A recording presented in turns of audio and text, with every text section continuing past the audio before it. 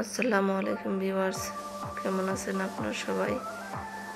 আমি খুব একটা ভালো নেই। আজকের দিনটি ভীষণ শোকাহত। আমার দাদুটি মারা গিয়েছেন। সকাল সকাল উঠে যে যার মতো কাজে লেগে পড়েছি। গ্রামের বাড়ি, হাঁস মুরগি গরু ছাগল সবই আছে, বোঝেনি তো। মায়ের সাথে আমি একটু কাজে হাতে হাতে কাজটা শেষ করে নিতে চাচ্ছি। লোকজন আসবে অনেক। সারা রাত ধরে প্রায় বৃষ্টির কারণে কিছুই ঠিক মতো করা যাচ্ছে না। ছাদে এসেছি ছাগলের জন্য কিছু পাতা নিয়ে যাওয়ার জন্য। পাতাটা নিয়ে যাব, যদিও ভেজা পাতা খাবে কিনা জানি না। আমি তো কখনো খাওয়াইনি ছাগলে। আমার মায়ে সবসময় ছাগল দেখাশোনা করছে। আমার মা একাই সবসময় সব কিছু করে। আজকে সকালে আমি কি করলাম অবশ্যই সেগুলো আপনাদের সঙ্গে শেয়ার করব।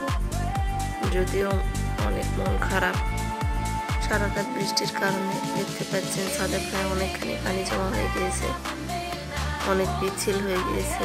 ভয় পাচ্ছিলাম, তাই সানডে পরেও আসিনি, যদি পড়ে যাই। এরপর চলে আসলাম ছাগলকে পাতাটা বেঁধে দেওয়ার জন্য। বেঁধে দিলাম আমি। পাতাটা হাত দিয়ে ধরে একটু কিছুক্ষণ খাওয়াচ্ছি। দেখতে পাচ্ছেন এখানে রাখে ছাগল। এরপর ছাগলটি সুন্দরভাবে খাচ্ছিল, সারাটা না খেয়ে আছে। এরপর দেখেন আমি ছাগলটির গায়ে একটু হাত দিতে চাচ্ছি, হাত বুলিয়ে দিব। আমার সময় ছাগলটি আমাকে দেখে একটু ভয় ভয় পাচ্ছিল।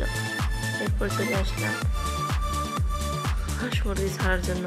দেখুন এগুলো আমার হাঁস মুরগি যেগুলো থাকে গ্রামের বাসায় সচরাচর।